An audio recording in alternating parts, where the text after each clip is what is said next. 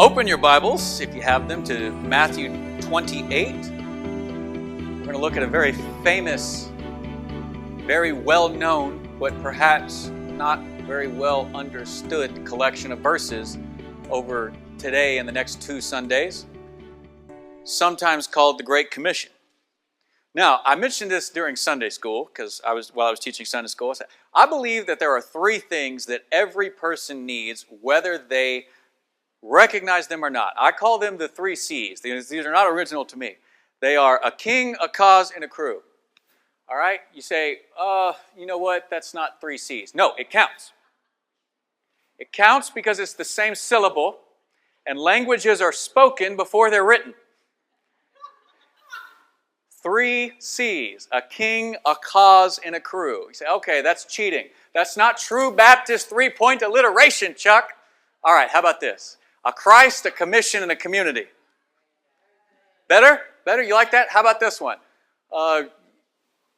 Pushing the button. Let's make it go. They're all going to show up here in a second. A Messiah, a mission, and a multitude. A ruler, a responsibility, and a retinue. See, I can do Baptist stuff. I can do 3-point sermons. Hang on. This is dying and catching up again. You know, it's not the right letter. You're like a prince, a purpose, and a people. It's all saying the same thing, but I'm sticking with the king, the cause, and the crew. So over the next 3 Sundays, I'd like us to consider these 3 things from the passage Matthew 28, 16 through 20, commonly referred to as the Great Commission. And what I want to attempt across these next 3 Sundays is to try to open our eyes to what usually gets overlooked when modern readers attempt to deal with this passage and what it might be saying that we don't end up paying attention to, and maybe that's the reason why we're not quite fulfilling it or not quite getting it right. I believe these 3 C's, this king, this cause, and this crew, are represented in this passage and that they're fused together by Matthew as an author. So today we're going to look at the C crew, at the original crew that closes Matthew's gospel. And next week we'll focus on the king. And then finally in the 2 Sundays from now we'll think about the cause. So over these next 3 Sundays there's an overarching concept that I'd like us to pay attention to. And my idea is this: we will never fulfill the Great Commission while we fail to emphasize that our faith in Jesus is actually meant to be focused on him as a king. He was not merely a crucified Messiah, but he is now a ruling and reigning Messiah. We must think of him in these terms, and I would say dominantly in these terms, if we are ever going to take the commission seriously. For today, in particular, we're going to look at it very much from the human element of the crew, these 11 apostles. And what I want you to pick up on is that when God's reality is hard to grasp, and it is hard to grasp, we don't give up trying to comprehend. Take whatever time you need.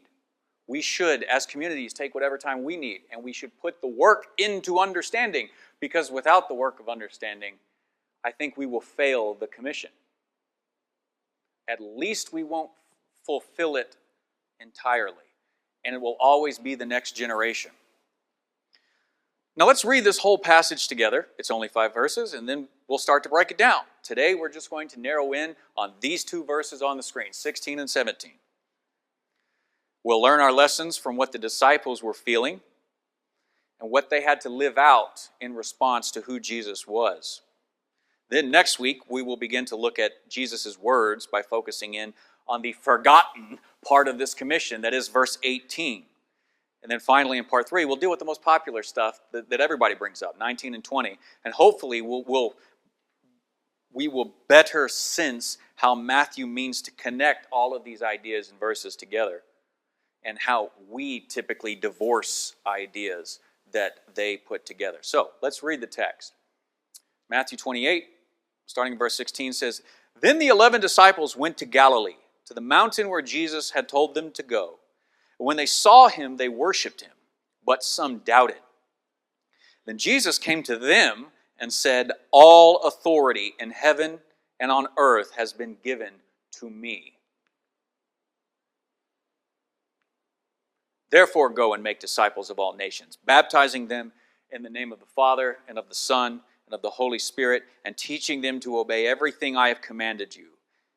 And surely I am with you always to the very end of the age. So it starts off in verse 16. It says the 11 disciples. And when we ask ourselves, why is there 11 and not 12? The answer is very simple. Judas is dead. After betraying Jesus, he went out and killed himself. And we should ask ourselves the question, is it strictly the 11 here, because they're the only ones mentioned, or are more people allowed to be part of this, even if Matthew doesn't mention them? And I'd say, sure. Why can't more people be here just because he's focusing in on the 11? Because what he's doing with the 11 is he's saying these 11 apostles will make up the foundation of the crew, the church that is going to be birthed about 50 days from now, maybe less. So what he does is he structures it by saying what applies to the 11 here will just naturally apply to everybody else. And so oftentimes when you see, oh, he just meant that to the disciples, you have to stop and ask yourself, does it actually apply to the whole church? Because literally what he's doing there is structuring his story to apply to everyone that the 11 are going to bring into the church. What applies to the 11 likely applies to us all on some level. So we shouldn't read the story as if to say there's 12 people there, Jesus and the 11 remaining apostles. Maybe that's historically what took place, maybe not. I don't know, and Matthew doesn't tell us, but it is at least possible that more people are here. Now, they're up in Galilee, and this is very, very interesting, because geography is of vital importance to authors like Matthew. Where you are placing your scene is something that every good author has to figure out. He's going to take his characters and do what? Put them in a place and give them conflict that they have to overcome. So Matthew says they were in Jerusalem for the Passover during the crucifixion, and yet Jesus appears to women in the Matthew 28, 8 through 10, and he appears to a couple of women named Mary, and they first see Jesus resurrected, and he says, go tell the disciples to go up to Galilee, which is about 65 or 75-mile journey on foot.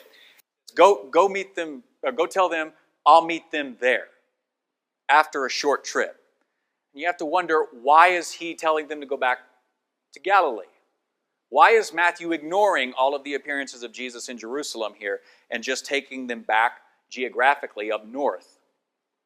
The answer is it's basically an inclusio to the apostle story. And an inclusio is like a bookend in a story.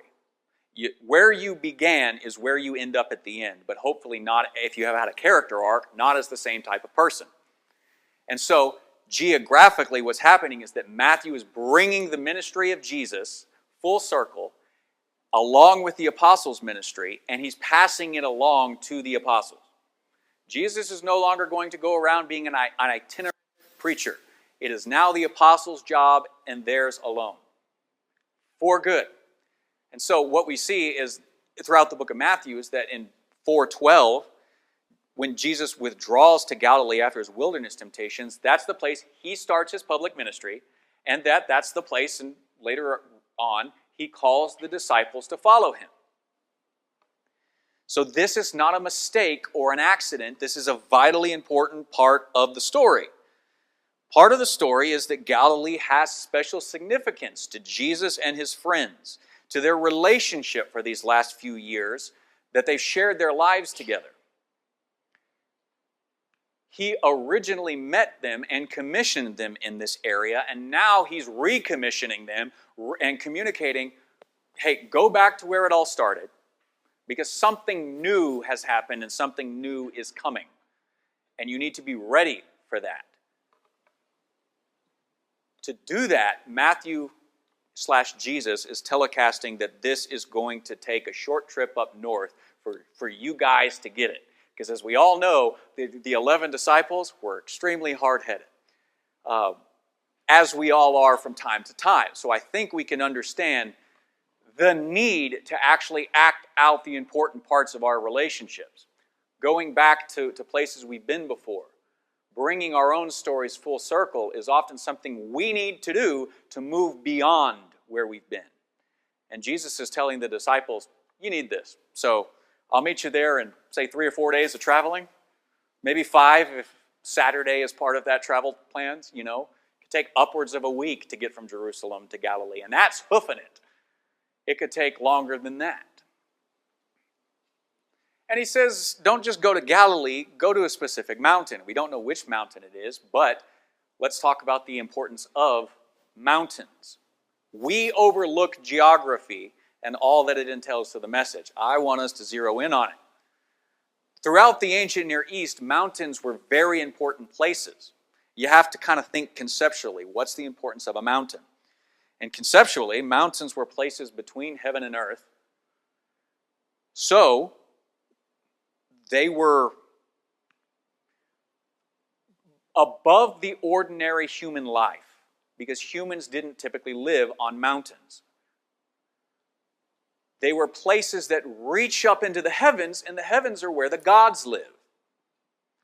So you're going to the highest point that you can as a human to meet a much higher God that's going to essentially come down.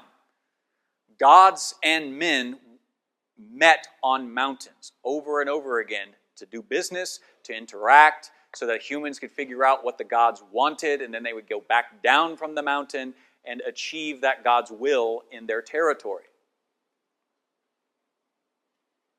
And it's no different in the Old Testament. You get a meeting in the middle. Humans go up, gods come down. Well, what you see throughout the Old Testament is that meeting with God on a mountain is part of receiving important revelation. Eden was a mountain garden. Ezekiel 28:13 and 14 is the only place it's explicitly called that, but I think it would have been so obvious that gardens on top of mountains were just a natural meeting place that it's assumed in Genesis 2 that Eden would have been on a mountaintop. But it's not the only place. You see this playing out over and over again throughout the Old Testament. Here's just a few. Israel, of course, meets with God at Sinai. And when God tries to talk to them and they say, no, we don't want to die. It's too much. Moses, you go up there, you talk with God, you come back and you tell us what God said. He says, all right, that's not a bad plan. God actually likes it. I'll do that. So Moses actually ascends the mountain, gets the law, comes back, and of course they're worshiping a golden calf. But the revelation of the law happened by someone ascending a mountain and coming back down again.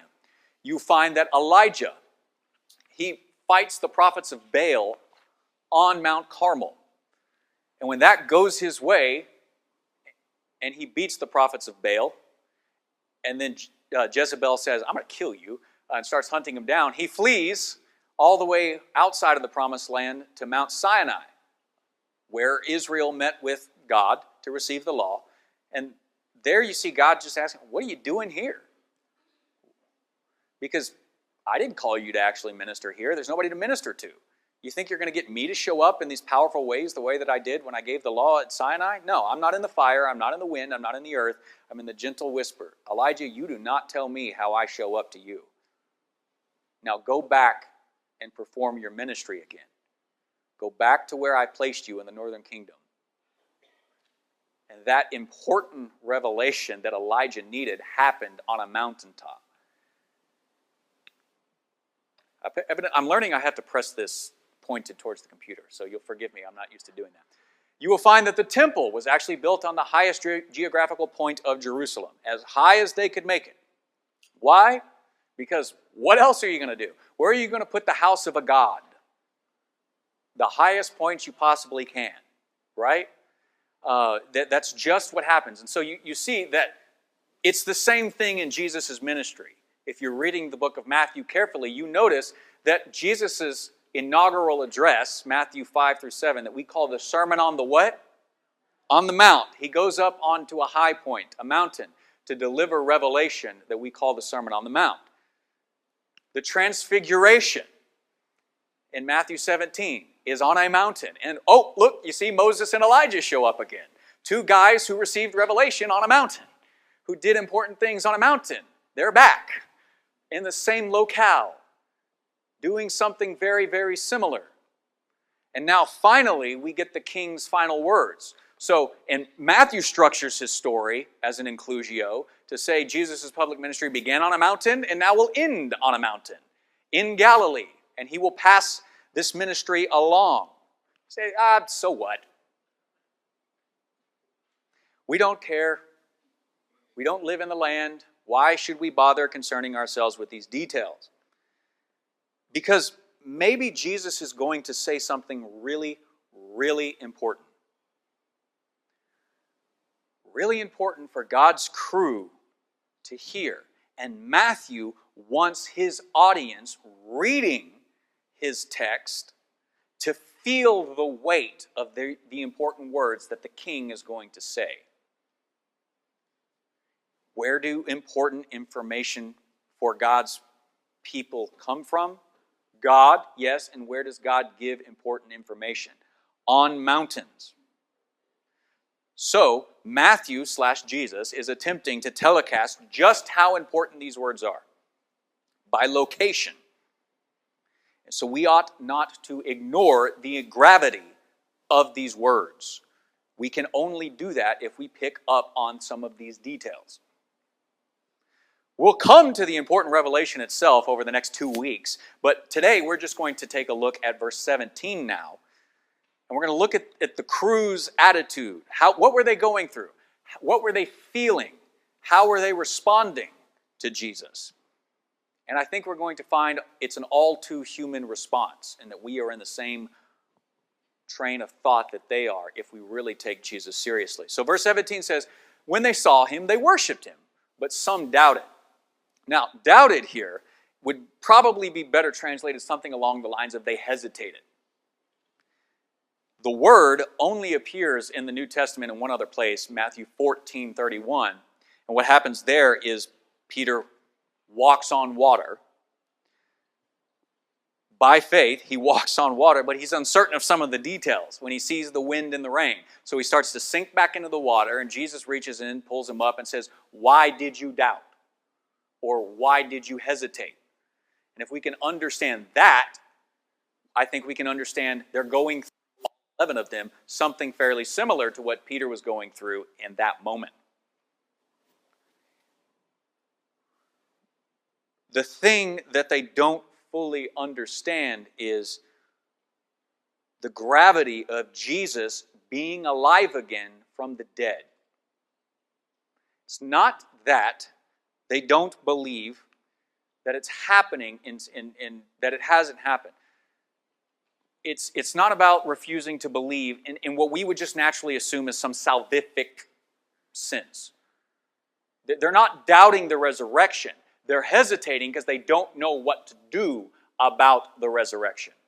We're monotheists, but here's a guy who's been raised from the dead, never to die again. Do we worship him? Is that blasphemy against God? What do we do? And some are kind of rushing to him and bowing down, and the others are like, I don't know how to work this out. That's all. The reality in front of them is beyond their understanding.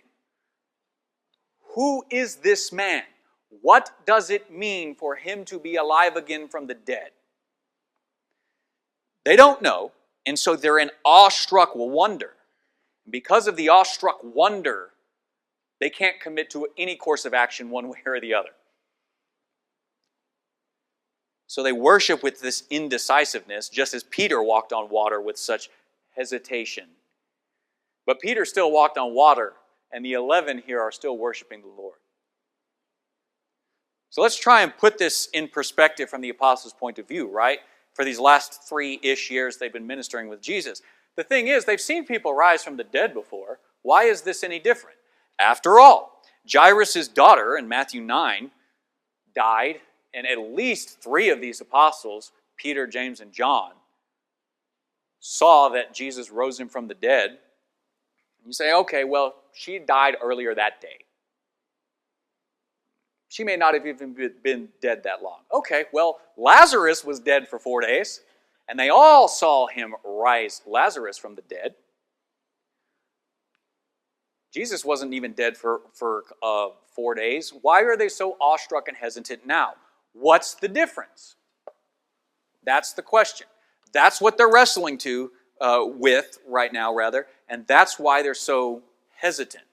What's the difference between Jesus' resurrection and these other resurrections? And I'll give you two. There are two main differences today that we'll talk about. The first is that none of those resurrections that Jesus performed were on mangled corpses like Jesus was. Okay? Jesus was whipped, he was beaten, he was nailed to a cross, and then he died. Jairus' daughter passed peacefully. Lazarus got sick and died. None of them had wounds at their side. None of them had the flesh ripped off their back.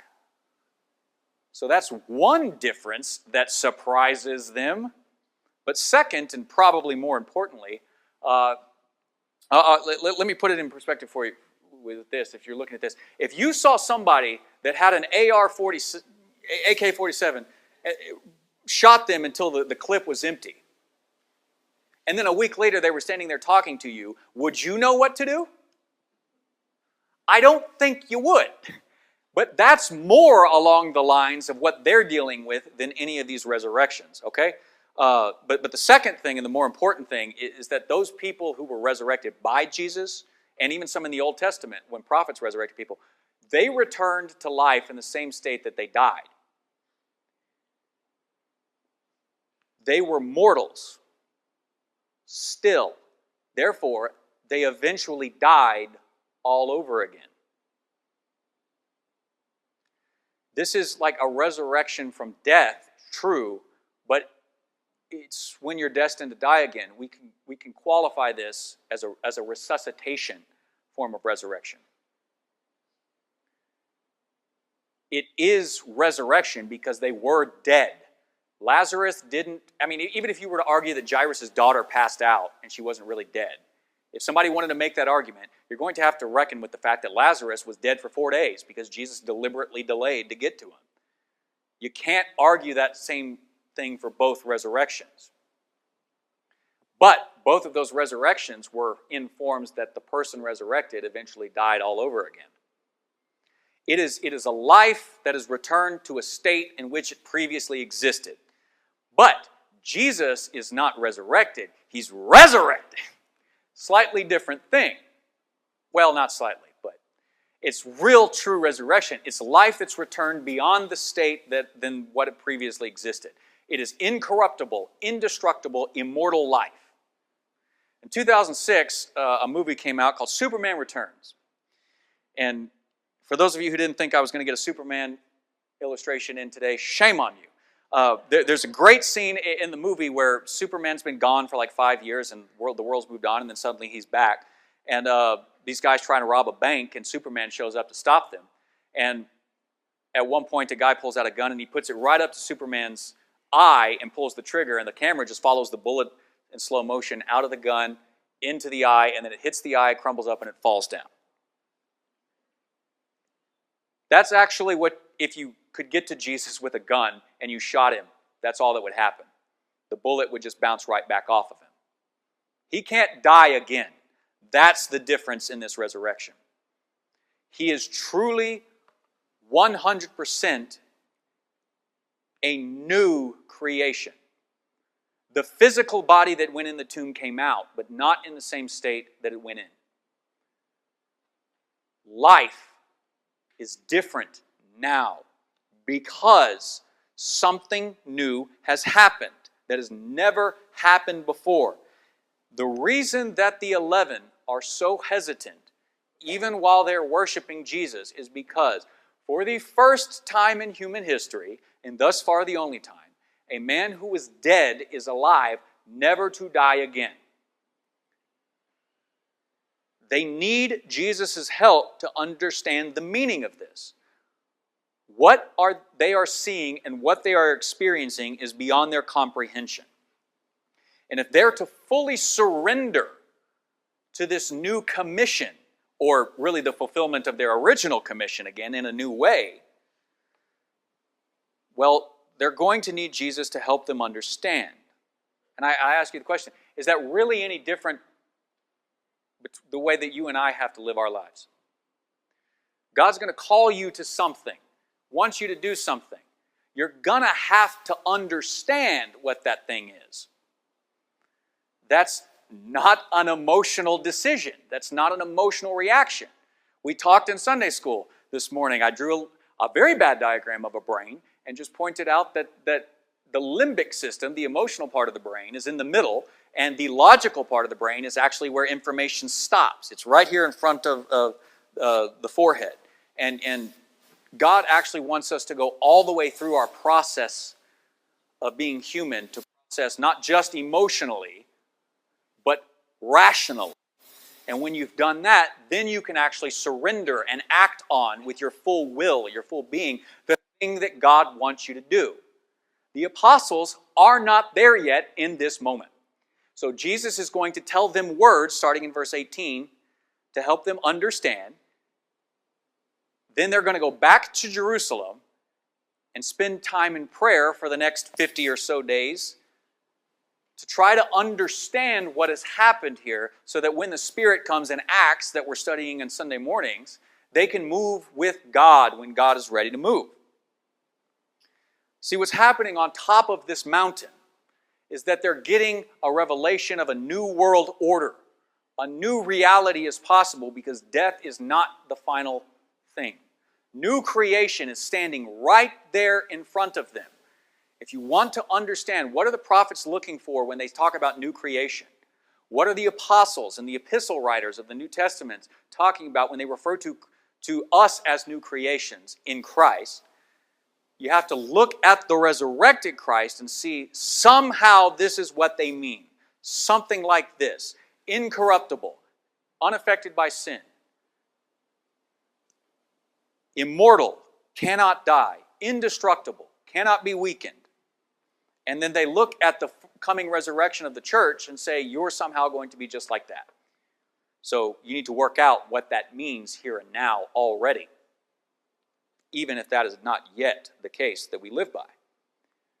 This is a new world order. On top of the mountain, God's crew is given the revelation of a new world order, a new reality that's made possible because this man who was crucified and dead is now alive forevermore.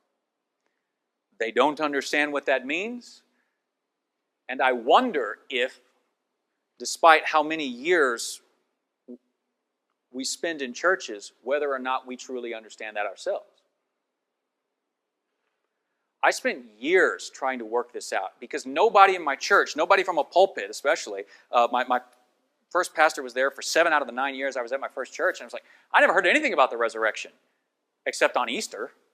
I didn't understand it, let alone, well, why did he ascend at all? I don't get it. And I had to spend, I didn't hear it at Bible college either. I didn't hear it at seminary. Most of this is stuff that I've come to understand in my own time, my own work. And I don't want you to have to go through all the years of struggle that I did, not if somebody can just kind of point you in the right direction and flat out tell you. And you can understand, oh, that's what that means. Now let me ask myself the same question the apostles did. What do I do about that? So as we're going along here, these next couple of weeks, that's what I want you to get. I want you to slow down.